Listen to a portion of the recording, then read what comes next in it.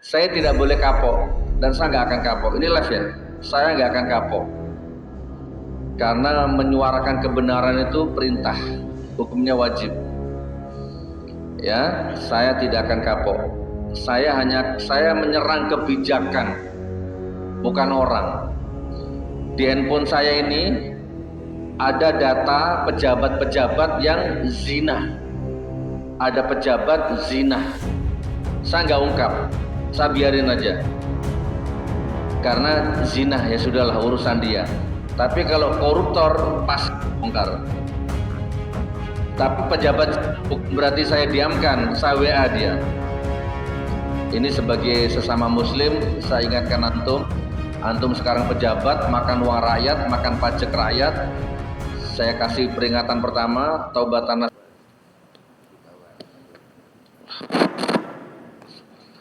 Baik, assalamualaikum warahmatullahi wabarakatuh. Alhamdulillahirabbil alamin, ya Allah. Alhamdulillahilladzi ahsan tadbira al-kainat wa khalaqal ardina was samawat wa anzalal ma'a minal mu'sirat wa ansa'al habba wan nabat wa qaddaral arzaqa wal aqwat. Assalatu wassalamu ala Rasulillah Sayyidina Muhammadin dil mu'jizatid dhahirat alladzi hasala min nurihi wujudul kainat. Wa qala rabbi israh li sadri wa yassir li amri wahlul 'uqdatam min lisani yafqahu qawli. Qala Allah Ta'ala fi kitabihil karim, a'udzu billahi minasyaitonir rajim.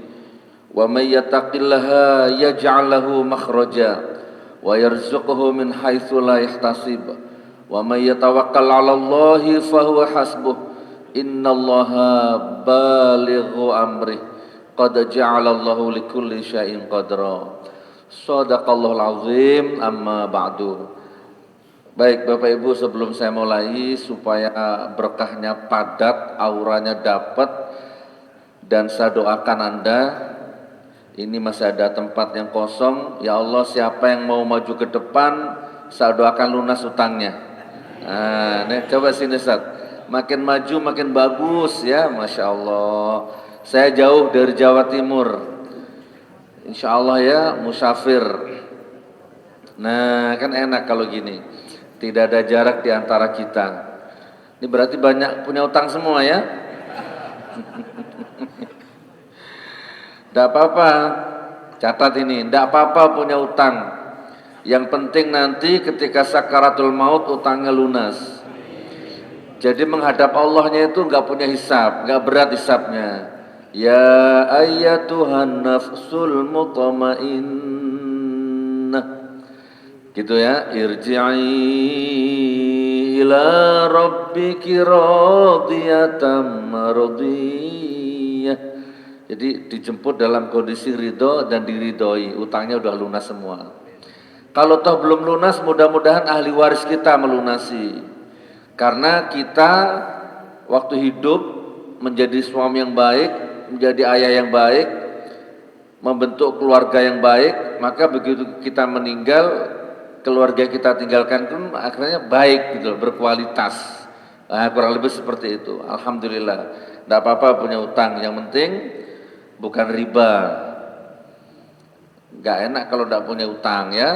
Tapi enggak sih, paling enak tidak punya utang ya. Tidak punya utang banyak sedekah insya Allah. Baik Bapak Ibu, saya percepat seremonialnya. Terima dulu salam ta'zim saya, salam hormat saya untuk semua pengurus masjid ini, ketua DKM, ulama, kiai, tokoh masyarakat, tokoh adat. Terima salam ta'zim saya, salam hormat saya. Doakan saya mudah-mudahan perjalanan safar ini lancar. Ini 4 bulan ke depan saya belum istirahatin insya Allah.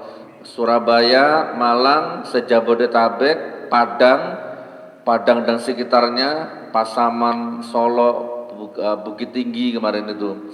Terus sekarang ada di sini, insya Allah 1 minggu di sini, nanti balik lagi ke Batam, Kalimantan Timur gitu ya nak ya, di Palu ya, sampai nanti ke Aceh.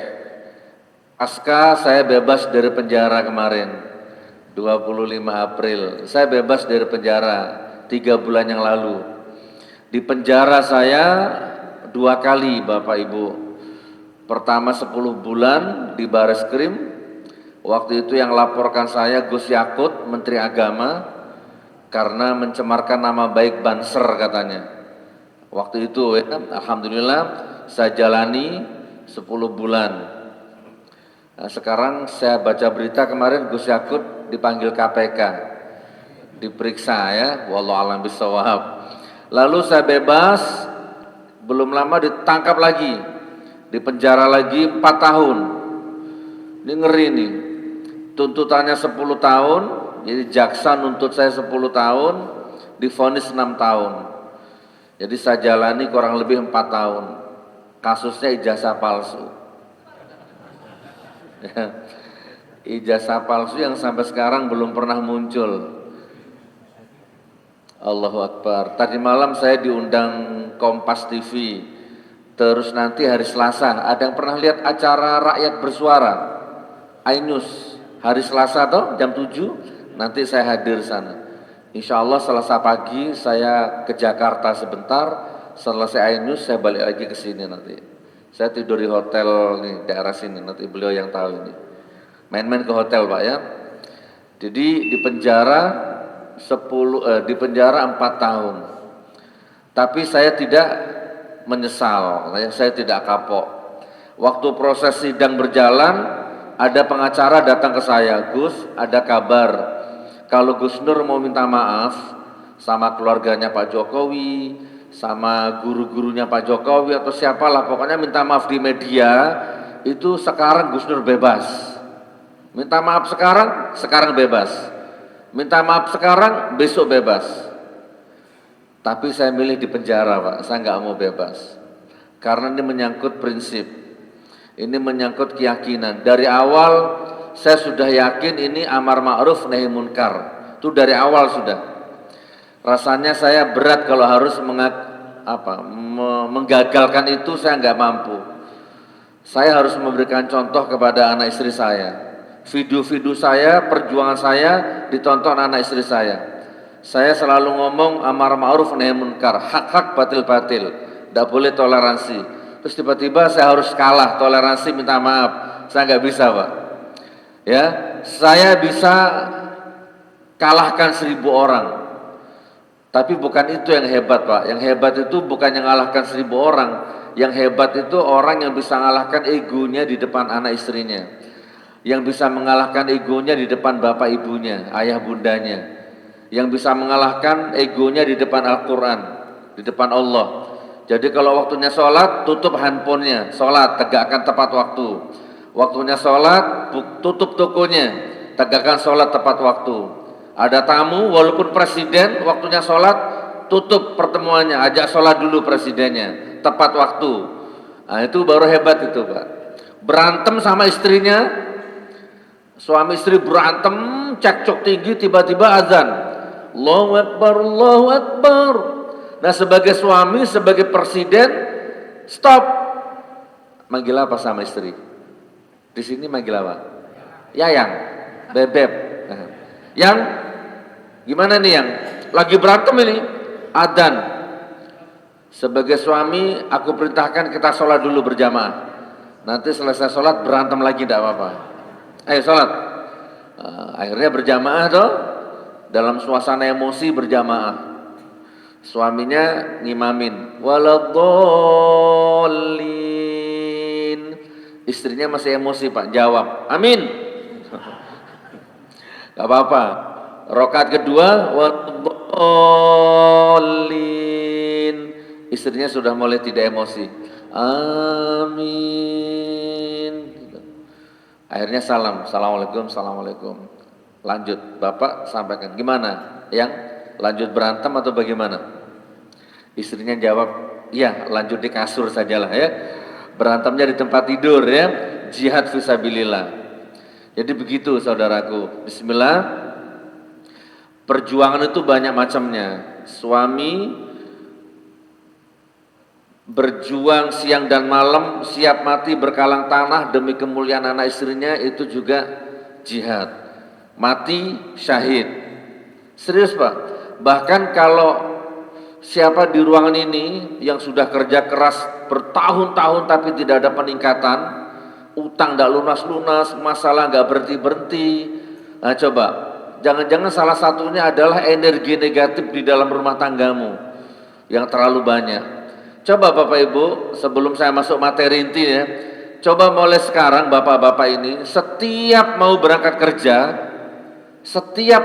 kerja atau setiap selesai sholat, setiap ngaji subuh itu, coba panggil istrinya, dicium pipinya kanan kiri, ditekan penuh kemesraan, gitu. Coba Pak, setiap mau berangkat kerja, cium pipinya istrimu, cium pipinya anak-anakmu Pak. Demi Allah Anda sukses. Demi Allah Anda berwibawa hidupnya, bermartabat hidupnya. Kemanapun usahanya pasti lancar, pasti sukses. Silakan coba, dicium tiap pagi. Gus Nur apa seperti itu? Iya, saya ngamalkan itu. Saya nggak akan keluar rumah kalau suasana rumah tangga saya lagi tidak baik-baik saja. Harus clear dulu. Itu istri saya itu, cantik sendiri itu ya. Kebetulan beliau ikut yang pakai niqab itu. Saya cium beliau tiap pagi. Kalau saya lupa beliau yang cium saya. Saya cium pipinya, dia cium tangan saya. Assalamualaikum ma. Waalaikumsalam. Berangkat kita. Coba teman-teman, nggak usah sikap jimat, makan kembang, makan menyan, cari dukun, cari paranormal, nggak usah. Bahagiakan istrimu, jangan sakiti istrimu, selesai urusan. Allah akan lancarkan rezekimu Pak. Serius, jangan pelit-pelit sama istri. Ini ada laki-laki sama istrinya pelit, sama selingkuhannya royal. Naudzubillah min dzalik. Hancur hidupmu. Apalagi kalau bapak punya anak perempuan. Jangan Pak, ya Allah, jangan. Mengenaskan nanti hidup kita di masa tuanya nanti. Jangan saudaraku. Itu juga salah satu bentuk perjuangan. Jadi wa ma khalaqtul jinna wal insa illa liya'budun. Setiap saya melangkah, saya orientasikan demi kemuliaan anak dan istri saya. Anak-anakku, kamu harus kuliah di Mesir, di mana kayak terserah, di Madinah, di Mekah, di Libya, sepanjang apa iman, habis siap berkalang tanah demi kemuliaanmu kelak dunia dan akhirat. Gitu. Lalu ada perjuangan menegakkan kebenaran, melawan kedoliman, amar ma'ruf nahi munkar. Nah ini yang saya lakukan Pak selama 10 tahun yang kemarin itu. Melawan pemerintah rezim Jokowi. Bukan Pak Jokowinya Pak. Kita nggak boleh benci sama orang, haram hukumnya. Saya nggak pernah benci sama Pak Jokowi. Saya nggak kenal. Pak Jokowi orang Solo, saya orang Madura. Jauh, nggak kenal. Nggak boleh membenci orangnya. Saya hanya membenci dan marah sama kebijakannya, keputusannya. Di mata saya waktu itu munafik, pendusta, pembohong, perusak, penipu. Waktu itu di mata saya. Dulu, ini saya cerita dulu Pak. 10 tahun yang lalu. Masya Allah, ternyata luar biasa dampaknya. Pesantren saya diganggu, dakwah saya diganggu, kemana saya dakwah dibubarkan. Saya beli tanah mau bangun pesantren diganggu, dibatalkan. Saya dilaporkan sekarang, besok jadi tersangka. Dilaporkan sekarang, besok ditangkap. Begitu terus. Tapi saya nggak putus asa, hak-hak batil-batil. Masya Allah, saya pernah di penjara Pak, 2,5 kali 2,5 kecil, diisi 9 orang. Saya kalau tidur itu kaki saya begini, gak bisa lurus, nekuk gini. Karena kalau lurus nendang kepalanya orang. Coba, saya nggak pernah makan dana haji Pak. Saya nggak pernah makan uangnya reklamasi, EKTP, nggak pernah. Saya nggak pernah ikut campur. Saya hanya mengkritik, tapi di penjara dicampur sama 9 orang narkoba, tidurnya kakinya nggak bisa lurus. Mau tahajud nggak bisa, ya tetap tahajud, cuman sujudnya nggak bisa normal, nggak cukup. Saya pernah di situ Pak. Masya Allah, rupanya mereka mau menghancurkan mental saya rupanya, mau membuat saya gila. Karena memang sebagian besar yang masuk ke situ gila semua Pak. Sudah malas sholat, lupa istri, bahkan istrinya ditipu, orang tuanya ditipu, di dalam penjara masih sibuk menipu orang. Alhamdulillah, saya dijaga sama Allah.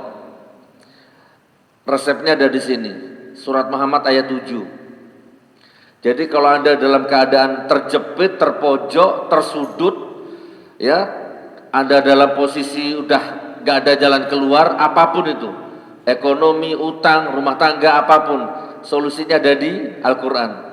Surat Muhammad ayat 7. Ada yang tahu? Yang mana bunyinya? Gimana, Ustaz?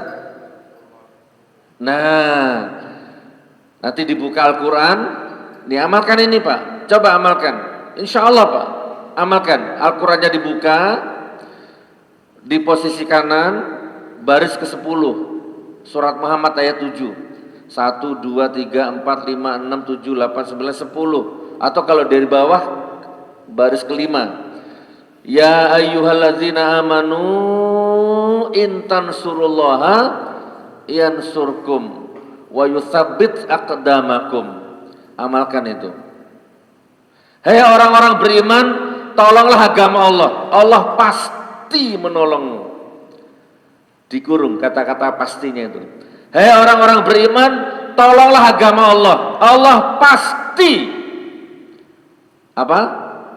Pasti menolongmu. Absolut Pak, Al-Quran. Kalau ada caleg, nyalon, atau ada wali kota, gubernur, calon ya, kampanye, masyarakat pilih saya. Nanti kalau saya jadi, saya pasti begini. Nah, itu saya jamin 90% bohong Pak. Kalau caleg, mau calon gubernur, calon wali kota, calon anggota legislatif, kalau kampanye dia ngomong pasti bohong Pak. Tapi ini Allah yang ngomong, tolonglah agamaku, aku pasti menolongmu. Absolut gak mungkin bohong. Saya maksud caleg yang di Jawa, bukan yang di sini ya. Kalau di sini kayaknya baik semua nih calegnya ya, jujur semua insya Allah. Di Jawa Pak, ngeri Pak. Nyalon jadi wali kota, nyalon jadi gubernur, nyalon jadi anggota dewan, melangkah. Di tengah jalan modalnya kurang. Akhirnya jual tanah, jual gudang, jual aset, jual mobil, jual tanah, macam-macam. Ternyata masih kurang Pak, nggak cukup. Tapi ini sudah di tengah jalan ini. Mau mundur nggak mungkin karena sudah banyak modal keluar, 5 miliar, 6 miliar. Mau maju, tidak mungkin, uangnya habis, modalnya nggak ada.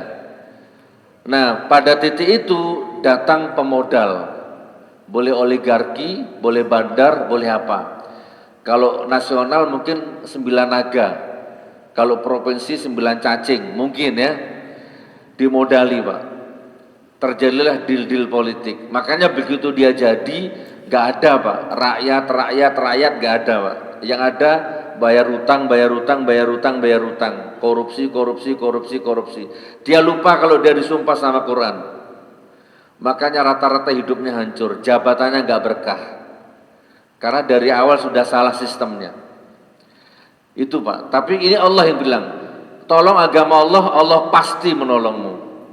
Ayo Pak, mulai sekarang saya ceramah ini, insya Allah 25 menit ke depan ini.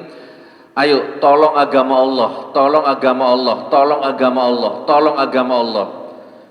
Kenyangkan perut-perut yang kelaparan, walaupun perutmu sendiri lapar. Kenyangkan perut orang yang lapar, walaupun perutmu lapar. Bangun harapan orang, walaupun harapanmu gak jelas. Bahagiakan orang, walaupun hatimu gak bahagia. Itu sama dengan menolong agama Allah, makmurkan masjid, deres Al-Quran, baca Qurannya, ya kan, bahagiakan anak istri, ya tadi tuh bantu orang sebanyak-banyaknya, itu menolong agama Allah. Kalau ini Anda terapkan, insya Allah Pak, insya Allah, ya Allah. Saya di penjara, ada orang datang ke saya, Gus Nur, minta uangnya atau pinjam uangnya 2 juta, istri saya mau melahirkan. Pas saya nggak punya duit, belum ada yang besuk, tidak pegang uang sama sekali. pinjam uangnya 2 juta Gus Nur. Oke.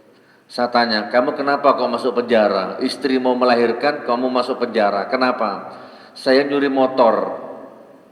Apa namanya? Sepeda motor. Saya nyuri motor Gus. Ya untuk saya jual untuk biaya anak istri saya lahirkan, biaya istri melahirkan. 2 hari 3 hari saya tawar-tawarkan gak laku-laku. Akhirnya saya foto, saya jual online di Facebook. 1 jam saya posting, datang pembeli, alhamdulillah.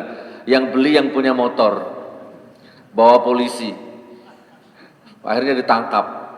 Besok istri saya mau melahirkan Gus, 2 hari lagi mau melahirkan, sudah pecah apa namanya Bu, ketuban ya. Saya bilang sama beliau, Mas, di sini ada 650 napi, coba sampean ke sana dulu, usaha ke yang lain dulu, nanti kalau nggak ada baru ke saya. Saya bilang begitu karena saya nggak pegang duit Pak, tapi saya nggak mau mematahkan harapan orang, nggak mau saya. Siapa tahu 1 menit, 2 menit ke depan Allah kasih rencana lain gitu ya, maka saya suruh ke yang lain. Ternyata beliau jawabnya gini, sudah Gus Nur, sudah saya datangi semua, nggak ada yang mau bantu. Oke, kalau gitu Mas, di pojok sana ada kamar kecil, cuma isi 8 orang, blok B8. Coba sampean ke sana, itu banyak duitnya, karena isinya koruptor semua, penggelapan pajak di sana semua. Yang lain kalau makan nasi jatah, di sana kalau makan GoFood, koruptor semua. Silahkan ke sana. Kalau 2 juta kecil itu. Sudah Gus, saya sudah ke sana, tapi nggak ada yang mau ngasih. Loh coba Pak. Oh iya ya, saya baru sadar ini penjara. Penjara itu nafsi. Gitu ya. Jadi akhirnya ya sudah Mas, kalau gitu kenapa mic-nya mati? Kenapa Ustaz? Jackson. Oh, pakai ini aja ya. Cek. Sampai di mana tadi? Oh ya. Oke, kalau gitu tunggu di sini Mas. Saya ambilkan uang. Kebetulan hari ini saya dapat rezeki besar. Padahal gak ada rezeki Pak. Saya masuk ke kamar, saya pinjamkan uang kas. Jadi ini ada nggak yang pernah masuk penjara? Angkat tangan. Tidak ada ya? Di penjara itu ada iuran tiap minggu Pak. Anak-anak kamar gitulah ya. Tidak tahu itu apa itu. Mas pinjam uang kasnya 2 juta. Saya pinjam, baru saya kasihkan dia. Mas, tidak usah minjam, tidak usah ngutang. Nih bawa pulang, biayai istrimu melahirkan. Pakein aja nggak apa-apa Ustaz. Cek. Pakai biaya kelahiran istrimu, bawa pulang. Ini yang saya maksud, ini masuk kategori intan surullah Pak, yang surkum. Lakukan ini. Tidak harus punya uang Pak. Coba nanti kalau sudah pulang Bapak Ibu, kalau sudah pulang nanti diketik YouTube-nya ya. Diketik YouTube, Gus Nur bedah rumah Madura gitu, ada di YouTube. Nanti kalau sudah di rumah. Apa? Gus Nur bedah rumah Madura. Jadi waktu itu Bapak Ibu, saya lagi bangun rumah, belum selesai di Kota Malang. Saya masih ngontrak. Saya punya pesantren di Palu Pak, ada yang tahu? 3 lantai, pondok pesantren tahfidz Quran, gratis. Itu pesantren saya viral waktu itu karena waktu ada gempa, tsunami di Palu, luluh lantah itu semua bangunan di sekitar pesantren saya itu. Qadarullah pesantren saya utuh Pak, nggak retak, nggak pecah, nggak ngapa-ngapain, masih ada di YouTube. Semua relawan yang datang ke sana poskonya di pesantren saya itu. Nah, karena di sana ada gempa macam-macam, provinsinya dari provinsi mati itu di Palu itu Pak. Maka saya dan keluarga hijrah ke Malang Jawa Timur, ngontrak rumah di sana. Rencana nanti kalau sudah Palu kondusif, saya balik lagi ke Palu. Karena ada santri 350 waktu itu Pak. Akhirnya saya ngontrak di Malang. Qadarullah nggak lama ada rezeki, kok istri saya minta dibuatkan rumah di situ, di Malang. Ya sudah kita buat. Lagi bangun 30%, tiba-tiba WA-nya bunyi, WA saya, ting. Perhatikan Ustaz, ini ilmu. Anda amalkan demi Allah. Minta kita ketemu lagi, nanti ada takdir ketemu lagi, Anda sukses. Amalkan ini. Ada WA masuk. Ting, apa ini? Ternyata ada foto. ada tulisan, Assalamualaikum Gus Nur, ini ada orang dua, Bangkalan dan Madura, Bangkalan dan Pamekasan, yang satu ustadz, yang satu muadzin, rumahnya roboh, fakir miskin, roboh nggak bisa ditempati, sudah 2 tahun. Camatnya kan ke sana, lurahnya ke sana, relawan di foto-foto, tapi nggak pernah dieksekusi. Saya lihat fotonya, ya Allah, kasihan Pak. Nah ini yang saya heranin, Indonesia ini Pak. Haram hukumnya pemimpin tidur enak, sementara rakyatnya kelaparan, itu haram hukumnya Pak. Ini kemana lurahnya, kemana camatnya gitu loh. Subhanallah, akhirnya saya panggil istri saya sama anak saya, kameramen itu anak saya, ini menantu saya, itu istri saya panggil. Ma, sini, saya manggil mama. Mama, sini sayang. Tak tunjukkan fotonya, coba lihat man. Ini orang Madura, rumahnya roboh. Dilihat sama istri saya. Masya Allah, astagfirullah bi. Ya sudah kata istri saya, rumah kita tunda dulu, kita pending dulu. Ini kita selesaikan dulu. Akhirnya kita sekeluarga ke sana. Sampai di sana saya izin sama ustadznya itu. Ustadz, saya bantu rumahnya, saya bangun, tapi izin saya syuting, saya masukkan YouTube. Bukannya teriak, supaya bupatimu nonton, wali kotamu nonton, presidenmu nonton. Itu niat saya. Biar kebuka mata mereka. Boleh enggak? Boleh Gus, enggak apa-apa. Akhirnya saya syuting. Dari peletakan batu pertama sampai gunting pita. 2 bulan, 3 bulan selesai 2 rumah Pak. Pulang lagi saya ke Malang, perhatikan, rumah masih ngontrak, lihat rumah belum selesai, tapi rumahnya orang selesai duluan. Ada kepuasan batin yang tidak bisa dilukiskan dengan uang Pak. Itu yang saya maksud, intan surullaha yansurkum, itu yang saya maksud Pak. Coba amalkan Pak, insya Allah. Jadi walaupun Indonesia nanti bencana alam bubar itu di Jakarta, di sini aman nanti. Baldatun thayyibatun wa rabbun ghafur. Kenapa? Karena masyarakat di sini, terutama antum-antum ini, lapang dadanya, lapang pikirannya, lapang jiwanya. Enggak ada pikiran merampok harta orang. Beda kalau Jakarta Pak, pejabatnya, perutnya sudah gendut, bingung mikir hartanya orang. Rekeningnya sudah banyak, bingung merampok hartanya orang. Naudzubillah min dzalik. Alhamdulillah rumahnya sudah selesai. Itu ada di YouTube, Gus Nur bedah rumah Madura gitu. Gimana kira-kira? Pak, Anda belum punya rumah, lagi ngontrak atau bangun belum selesai, tiba-tiba ada orang minta dibuatkan rumah. Anda panggil istri Anda, adek sini, ini ada orang minta dibuatkan rumah. Kira-kira jawaban istrinya gimana Ustaz? Kira-kira istrinya Bapak mau jawab gimana? Gimana Ustaz? Jangan-jangan istrinya Bapak jawabnya begini, Bapak kesurupan di mana gitu ya? Kita aja belum selesai rumahnya gitu ya. Ya nggak apa-apa sebenarnya, tapi coba kalau dilapangkan dadanya coba. Rezeki Allah nggak akan tertukar Pak.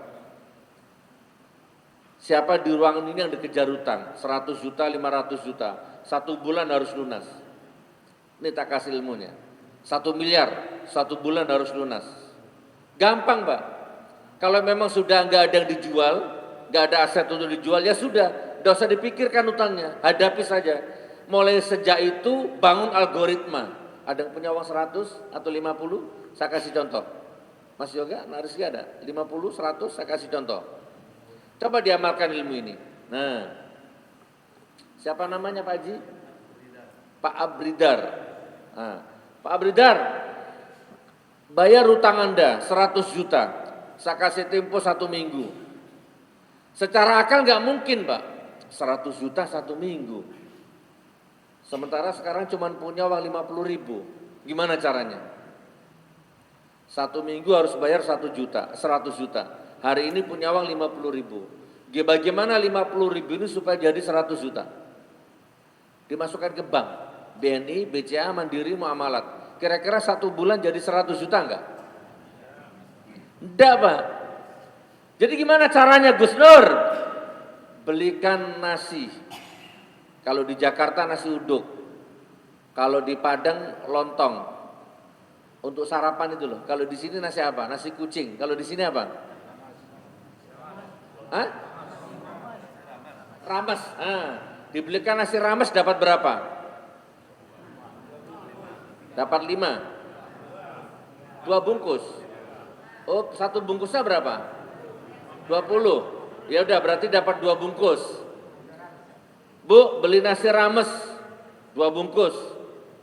Bawa nasi 2 bungkus, langsung kasihkan kepada 2 orang yang kelaparan. Naik apa turun nilainya? Kalau dimasukkan ke bank langsung turun, Pak. Tapi kalau dibelikan nasi rames, dikasihkan orang yang kelaparan, naik, Pak. Ini iman harus iman ya. Naiknya berapa? Ada di surat Al-Baqarah 261. Ada di sini, Pak. Naiknya 700%. Udah hitung sendiri nanti. Kalau 50.000 700%-nya berapa? Absolut Al-Baqarah 261. Bukan saya, Allah ini yang ngomongnya. Barang siapa membelanjakan hartanya di jalan Allah sama dengan nanam 1 bibit, tubuh 7 tangkai. Masing-masing tangkai berbuah 100 keberkahan. Besoknya lagi ada uang lagi 50. Belikan lagi nasi rames. Kasihkan orang yang kelaparan. Hari ketiga ada uang lagi 50.000. Belikan semen. Kasih di masjid yang sedang dibangun. Demi Allah, Pak, lakukan ini. Anda kaget nanti. Tiba-tiba pas jatuh temponya utangnya lunas. Dari mana? Wa yarzuqhu min haitsu la yahtasib. Surat At-Tolak ayat 2 dan 3. Ketika saya di penjara, saya punya utang 175 juta. Ketika saya di penjara, saya punya utang 175 juta. Belum pesantren saya, 50 juta tiap bulan.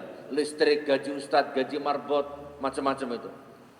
Tapi saya nggak patah semangat. Ada surat Fatir ayat 29. Surat apa? Coba, kalau Bapak nggak ingat rugi loh. Surat Fatir 29. Innalladzina yatluna kitaballahi wa aqamus shalat wa anfaqu mimma razaqnahum sirra wa alaniyatan yarjuna tijaratan lan tabur. Pelan-pelan saya baca artinya. Sesungguhnya barang siapa yang sholat, yang membaca Quran, yang sholat, yang sedekah, terang-terangan atau sembunyi-sembunyi, maka dia sedang berniaga denganku, kata Allah, yang aku jamin gak akan pernah rugi. Jadi kalau utangnya di atas 2 miliar, 1 hari 1 juz, Pak. Bangun jam 1 malam. Ngaji sampai nanti tahajud tiba. 1 hari 1 juz, kalau di atas 2 miliar. Buktikan, algoritma berjalan. Bapak punya TikTok, punya IG, punya YouTube, punya Facebook, buka. Teng. Kok ada video pisang nih. Wah, bagus sekali, pisang apa ini? Bapak tonton 1 video pisang Ambon, Bapak like. Maka jangan heran sejak itu beranda medsosmu akan dipenuhi video pisang. Loh, kemarin cuma nonton 1 video, kenapa sekarang banyak kali video? Pisang semua yang datang. Itu namanya algoritma. Kasih 2 orang kelaparan sarapan, 2 orang akan datang 4 bungkus untuk Anda. Sedekahkan 4 bungkus rames untuk 4 orang, akan datang 8 bungkus untuk Anda. Itu rumus, Pak, absolut Al-Baqarah 261. Tiba-tiba istri saya ditelepon orang Singapura waktu saya di penjara. Demi Allah ditelepon orang Singapura, gak kenal, gak pernah ketemu saya. Umi, saya tengok Gus Nur di YouTube, Umi. Saya tengok Gus Nur di YouTube. Saya tengok Gus Nur di penjara. Saya tak ada niat busuk, tak ada niat buruk. Saya niat nolong Gus Nur. Umi, saya tak cakap, tak banyak pandai bicara, saya mau tanya saja poin-poin Umi. Pertama, Gus Nur punya hutang tak? Kalau punya, saya lunasi hutangnya Gus Nur. Salam, Gus Nur tahu saya berat-berat mikir di penjara. Yang kedua, pesantrennya Gus Nur macam mana nasibnya? Kalau belum ada uang, saya biayai pesantrennya sampai Gus Nur bebas. Yang ketiga, salam sama Gus Nur, jangan makan nasi penjara. Saya transfer 150.000 per hari untuk makan sampai bebas. Ditransfer itu istri saya. Melunasi hutang, biaya pesantren, biaya makan saya di penjara. Dijamin sama Allah, Pak. Orang Singapura, nanti diketik di YouTube Gus Nur Singapura gitu. Begitu saya bebas, saya langsung ke sana, Pak. Saya silaturahim kepada orangnya itu. Terima kasih, namanya Tuan Rashid. Aneh Pak, ya bukan aneh. Wa yarzuqhu min haitsu la yahtasib. Ada di sini semua. Makanya mulai sekarang, ayo kalau capek hidup munafik, capek hidup berpura-pura, capek hidup susah, nih tiap hari baca Quran, tidak boleh libur. Tiap hari, kalau bisa 1 juz per hari, kalau nggak bisa ya sudahlah 1 kaca begini. Kalau nggak bisa, ya sudah 1 potong begini. Bismillahirrahmanirrahim. Alif lam ra. Shadaqallahul adzim. Ya enggak apa-apa sudah, cukup. Kalau masih kepanjangan, Bismillahirrahmanirrahim. Nun. Shadaqallahul adzim. Enggak apa-apa. Yang penting baca, Pak. Terlalu tapi ya. Siap kira-kira? Menolong agama Allah siap? Yakin? Alhamdulillah ya Allah. Nah sekarang kalau gitu, ayo saya mau praktek. Tapi saya nggak memaksa. Kalau nanti Anda kuat angkat tangan. Saya Gus Nur. Dan berdakwah di jalan Allah, banyak rintangan dan tantangan yang dihadapi, terutama dari pemerintah.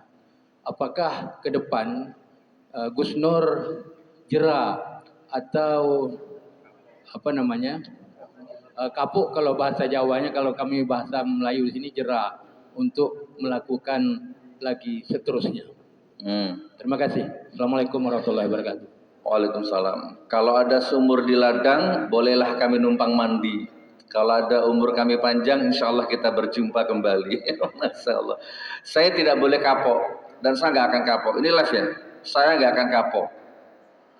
Karena menyuarakan kebenaran itu perintah, hukumnya wajib.